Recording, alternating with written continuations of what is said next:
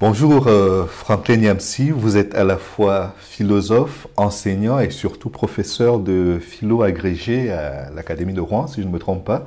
Et si vous êtes là aujourd'hui, c'est que vous présidez également une association, l'Association internationale des amis de Guillaume Kigbafo-Soro. Bonjour Louis Magloire Kimoyou, bonjour aux téléspectateurs de Diaf TV que je découvre.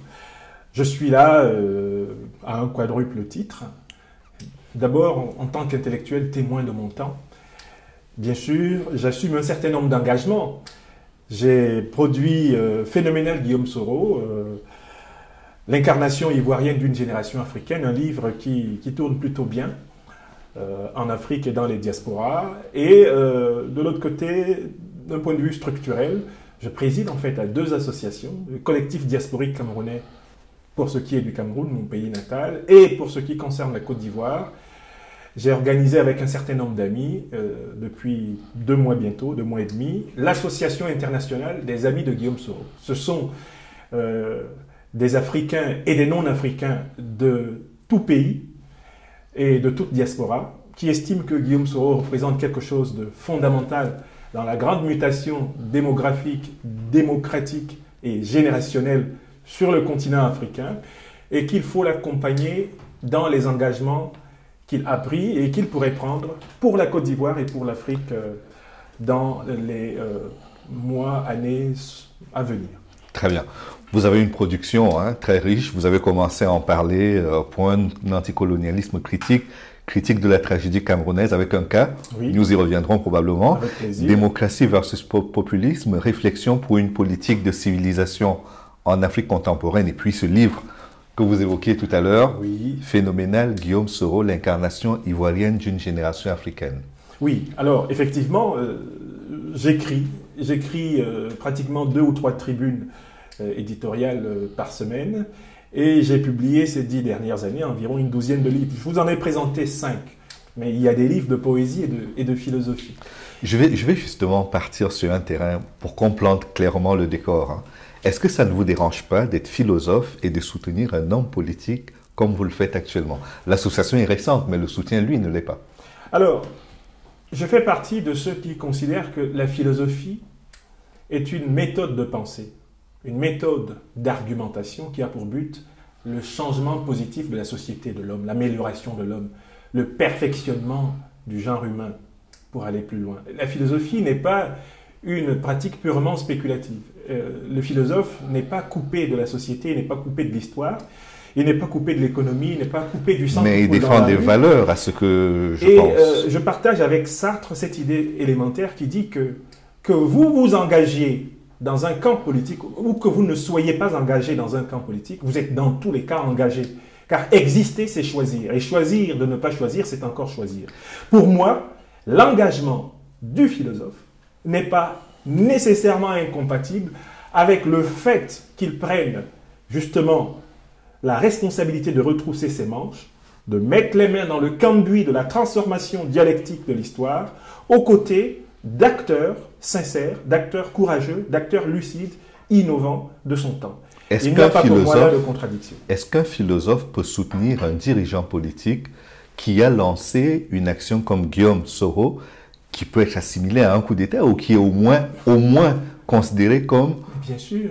La philosophie, ce n'est pas un temple d'être éthéré, coupé du monde. Dans l'histoire de la philosophie, voudriez-vous que je vous dise que David Hume a été conseiller diplomatique, acteur politique, que John Locke, qui a inspiré la Constitution américaine et une bonne partie des constitutions du monde anglo-saxon, était un diplomate, était un conseiller politique, était à un moment donné un ministre de la cour. Voulez-vous que je vous dise que Platon, dans l'Antiquité, a eu ses déboires à Syracuse, où il était allé assister un certain Denis. Voulez-vous que je vous dise qu'Aristote, le grand Aristote que les Grecs vénèrent dans l'histoire de la philosophie, était le conseiller d'Alexandre le Grand, le bâtisseur d'empire. Voulez-vous que je vous dise qu'en Afrique, Marcien Toa était aux côtés de M. Biya, que je vous dise que Fabien Ebousi-Boulaga était aux côtés de l'opposition camerounaise, vous pouvez en citer que plusieurs. moi, Franklin Nyamsi, eh bien, je suis engagé pour le changement politique au Cameroun. Vous pouvez en je vous cite des engagements de philosophes. Nous pouvons Il y en a tellement. Vous pouvez en citer plusieurs. Je les plusieurs. estime légitimes quand ils sont sincères et objectifs. Très bien. Ma question est la suivante. Est-ce que le fait de conseiller signifie qu'on est un admirateur béat? L'admiration béate, Parce que c'est la là, formule que je vous laisse. si je prends juste le titre de Vous me votre livre, permettez de répondre à votre question précédente? je l'argumente Parce que je vais simplement. l'oublier. Je l'argumente simplement. Je ne vais pas aller plus loin. La question, c'est est-ce qu'on peut avoir de l'admiration béate? Quand vous prenez pour titre Phénoménal Guillaume Soro, c'est un parti pris très fort. C'est pas juste dire que je conseille, c'est dire je suis en admiration devant la personne. Je vais Ça vous laisser pose pas de finir votre problème? question. Alors, un phénomène, Oui. c'est la manifestation d'un signe signifiant pour une époque. Un phénomène, ce n'est pas n'importe quoi, ce n'est pas n'importe quel événement qui arrive. Quand je dis phénoménal Guillaume Soro, je veux dire, et la suite du titre le dit bien, l'incarnation ivoirienne d'une génération africaine. Guillaume Soro est phénoménal en tant qu'il est l'emblème d'une génération africaine montante. Il ne s'agit à aucun moment, et d'ailleurs, l'introduction de ce livre est consacrée à dire, il n'y a pas, et Guillaume Soro ne souhaite pas, et nous ne sommes pas dans le culte de la personnalité de Guillaume Soro. Nous, étudiants... C'est pas ce que dit le titre, hein. C'est vrai qu'il faut lire. Mais il faut lire. Pour se positionner. Non, il faut même oui. lire tout le titre. Je dis bien l'incarnation ivoirienne d'une génération africaine. En fait, je parle d'une génération phénoménale. C'est la génération qui est phénoménale et Guillaume Soro en est l'emblème. Voilà le sens de ce titre. D'accord. À aucun moment, il n'est question de présenter Guillaume Soro comme un saint, comme une panacée humaine incarnée. Il est question de dire qu'il est le résumé et des attentes, et des combats, et des aspirations de la génération qui s'apprête à assumer par les lois de la démographie, par les lois de l'histoire, par les lois de la dialectique, par les lois de la lutte politique, assumer l'Afrique. Ce livre est consacré à montrer cela. Et que ceux qui veulent comprendre le type de dirigeant africain, Kagame en est déjà un signe avant-coureur, un Macky Sall en est un signe avant-coureur, un Talon au Bénin en est un signe avant-coureur. Ceux qui veulent comprendre le type de dirigeant africain auquel ils vont avoir affaire dans le siècle qui est maintenant bien amorcé, ont intérêt à suivre de près l'action de Guillaume Kigbafori Soro. Donc, Guillaume Soro, je vous le rappelle, c'est d'abord un camarade de faculté, d'université. Il est au département Vous avez fait vos d'anglais. études en Côte d'Ivoire? Il est au département d'anglais quand je suis au département de philosophie au milieu des années 90. Je rappelle que je fais partie de cette génération des étudiants de philosophie camerounais qui partent des universités camerounaises après la grande purge organisée par la dictature de M. Paul Biya au Cameroun. Certains d'entre eux viennent en Europe, d'autres vont en Afrique, et notamment en Afrique de l'Ouest. Je fais partie de ceux qui vont en Côte d'Ivoire. C'est d'abord un camarade de classe, c'est-à-dire c'est quelqu'un avec qui j'ai mangé le fameux bofloto des campus, hein, le déguet, le bissap, hein, le nyamankoudi ordinaire. Il fut même un temps où nous autres étudiants camerounais réfugiés en Afrique de l'Ouest étions en quelque sorte chargés des courses de la Fédération estudiantine et scolaire, La FESI. la FESI, pour en réalité la protéger de la répression à l'époque du régime du PDCI du président Henri Konan Bédié. C'est nous qui faisions les transmissions de vivres. C'est nous qui faisions les transmissions d'informations. Donc c'est un camarade. Ce n'est pas quelqu'un avec qui je suis dans un rapport idolâtrique. C'est avec quelqu'un avec qui je suis dans un rapport de compagnonnage. C'est un rapport d'engagement mutuel. Et nous croyons que nous qui ne sommes pas les héritiers, nous sommes héritiers d'aucune famille politique africaine. Nous sommes héritiers d'aucun pâtre, d'aucun visionnaire. Cela dit, vous avez Eh quand bien, même beaucoup grandi dans le sillage. Nous avons suffisamment grandi et nous sommes aptes à assumer les responsabilités de nos États aux côtés de tous ceux qui, dans les 51 États africains aujourd'hui, savent que 55. c'est leur tour. 55. Oui, 55.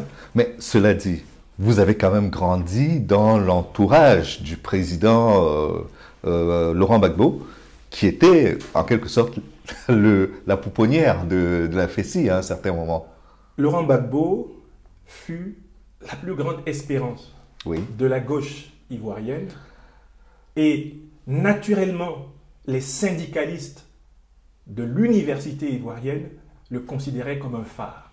Jusqu'au jour où, au cœur de cette lutte, un certain d'entre nous découvre, qu'il s'enferme dans ce que l'on a appelé par la suite le national-chauvinisme, l'idéologie de l'ivoirité, et que, de deux, il n'intègre pas dans la lutte d'émancipation du peuple de Côte d'Ivoire la dimension de l'inclusion de tous ses concitoyens. Comment pouvez-vous l'accuser de l'ivoirité?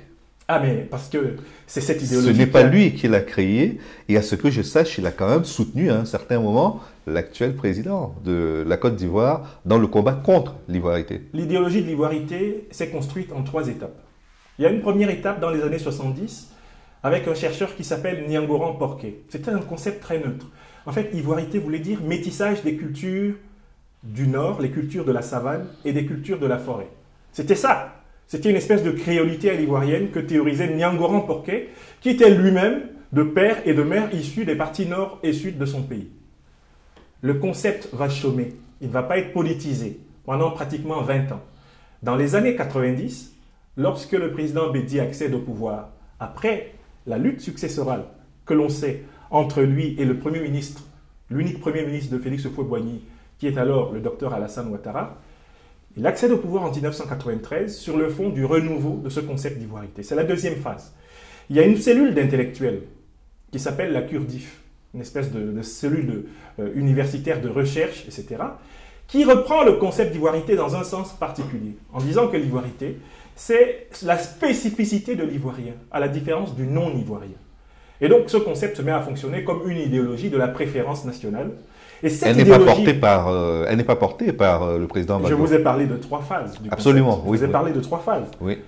L'occasion de cet entretien est merveilleuse parce que certains publics africains ont été intoxiqués sur les étapes et les mutations conceptuelles de l'ivoirité. Il faudrait restituer les choses. Deuxième phase, l'ivoirité, sous le président Bédié, ça donne ce qu'on a appelé l'ivoirisation des cadres.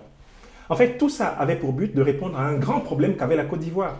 Les ressources de la Côte d'Ivoire avaient énormément baissé parce que le cours des matières premières, café, cacao, tout ce dont vous savez que nos États aux économies extraverties vivent, elle s'était effondrée au milieu des années 80. Alors l'État de Côte d'Ivoire qui avait une politique de nationalité très ouverte, de citoyenneté très ouverte, une politique d'immigration très très ouverte, avec 30% de citoyens issus de l'immigration sous-régionale, est confronté à un problème. Ses ressources publiques baissent, mais sa population a augmenté entre-temps par 10. Il y avait 3 millions d'Ivoiriens en 1960, il y en avait pratiquement plus de 15 millions dans les années 90. Donc le grand problème, c'était, avec une assiette fiscale de l'État qui baisse, comment entretenir une population qui, quant à elle, s'est multipliée par 10. 2 écoles se dégagent.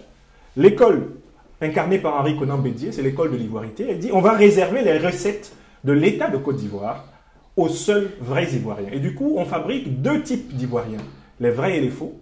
Et on se met à privilégier les vrais en excluant les faux par des mécanismes administratifs. C'est ce qu'on a appelé la politique d'ivoirisation des cadres.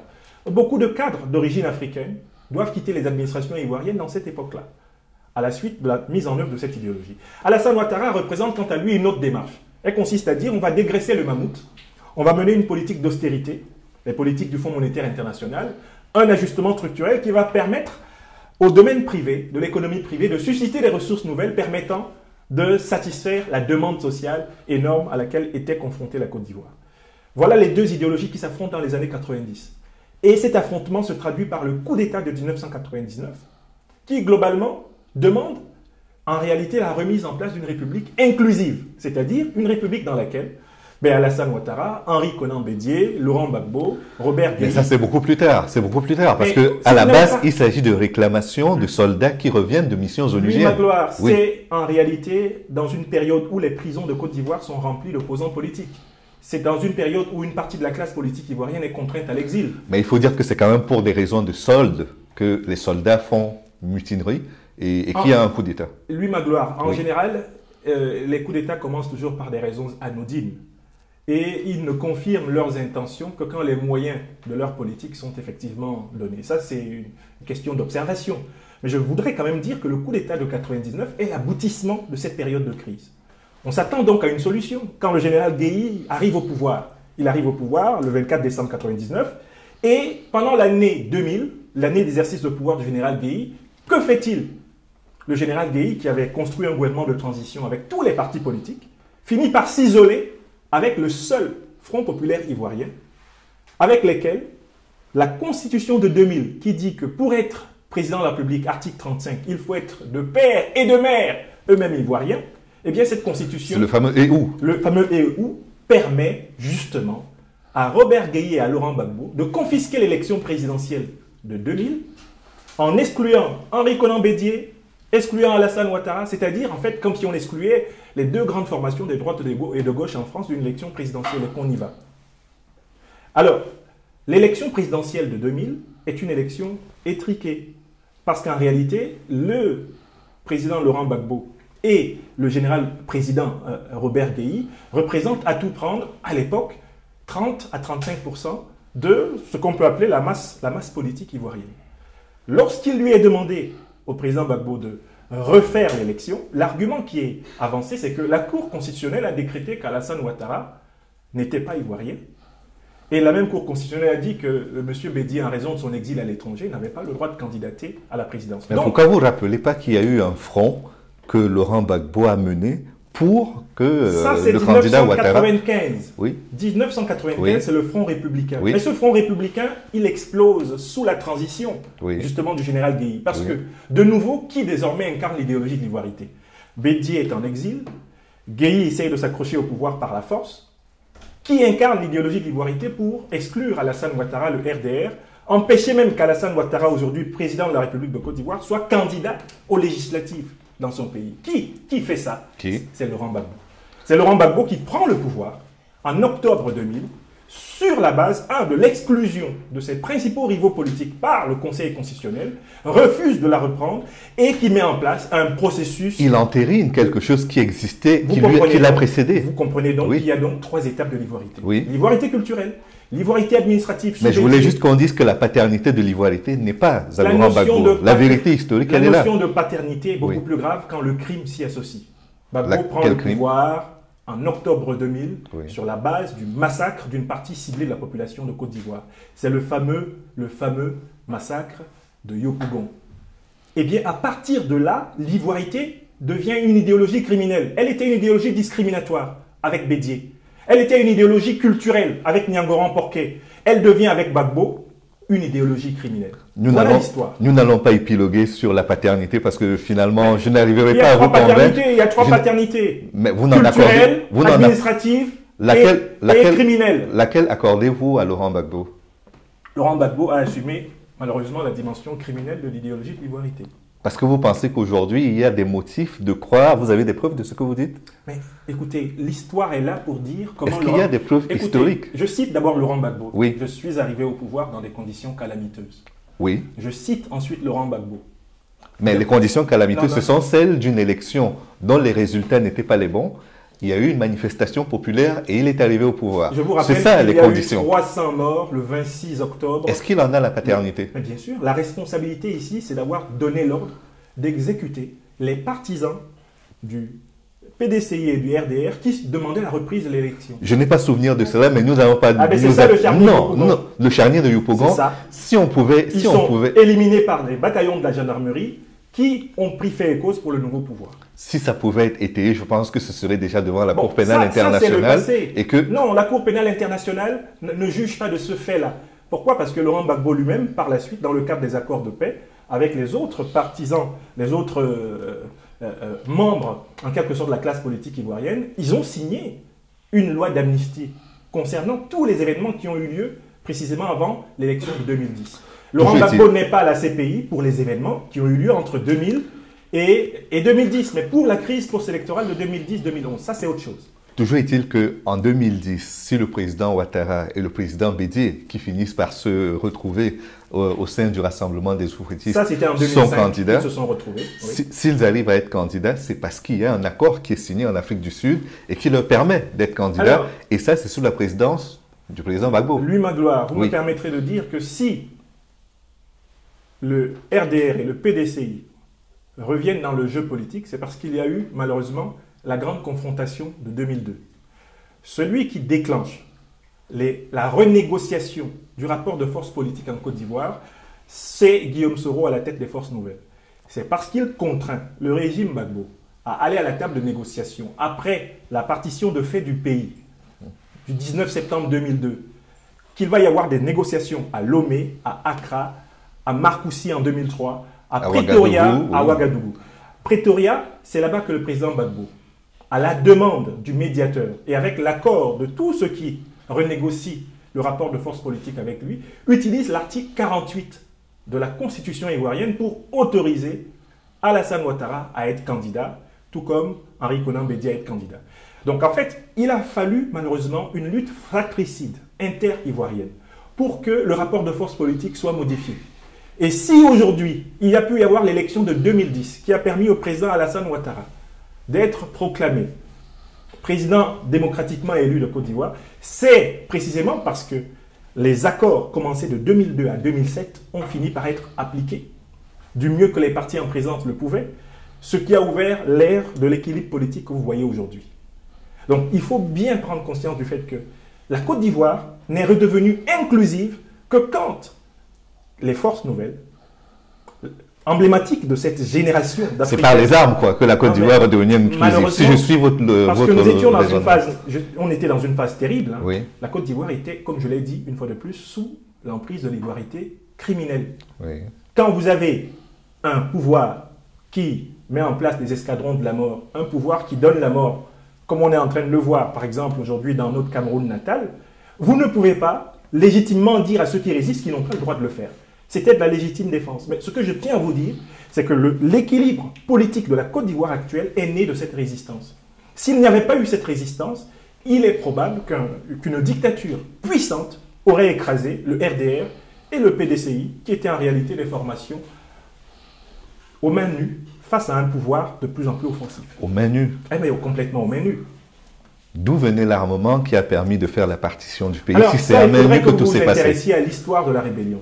L'histoire de la rébellion ivoirienne, ça serait un chapitre qu'on pourrait Mais ouvrir. cette rébellion n'était pas une rébellion à la main nue. Il ne venait pas la fleur... Écoutez, il n'existe pas de rébellion nationale qui n'ait pas eu besoin d'alliance, qui n'ait pas eu besoin de soutien. Donc ce n'était pas aux mains nues. Qui plus est, mais quand je dis que le RDR et le PDCI étaient aux mains nues, c'est parce que c'est des partis politiques, ce ne sont pas des mouvements politico-militaires. Ce n'est pas le RDR qui a fait la rébellion en Côte d'Ivoire, ce n'est pas non plus le PDCI. Ce sont les forces nouvelles, rassemblant des Ivoiriens de toute origine, de toute extraction, appartenant au MPIGO, au MPCI et au MJP. Ce sont eux qui ont donné leur poitrine pour renégocier le contrat sociopolitique national. La Côte d'Ivoire que vous voyez aujourd'hui a été configurée par une bataille générationnelle très forte et elle a tout à fait intérêt aujourd'hui à se réconcilier autour de l'état de droit. L'une des raisons pour laquelle je suis à ce plateau aujourd'hui, c'est de vous parler de cette réconciliation, de ce pardon que Guillaume Soro s'efforce d'impulser dans son pays. Nous allons arriver à la phase du pardon, mais avant la phase du pardon, il y a la phase du combat. Et une phase de combat qui n'a pas été un combat entre personnes qui faisaient une joute verbale. Ce n'était pas de la joute verbale. Il y a eu des morts. Il y a eu des morts aussi bien dans le camp du FPI que dans celui du RDR, du PDC, voire d'autres formations politiques. Absolument. Et au bout de ce combat, il y a eu un gouvernement dont Guillaume Soro a été le Premier ministre jusqu'au dernier moment, jusqu'au moment où Alassane Ouattara finalement devient président. Qu'est-ce qui opère la mue entre le moment où il est fidèle à Laurent Gbagbo et celui où il le trahit pour rejoindre Alassane Ouattara? Très bonne question.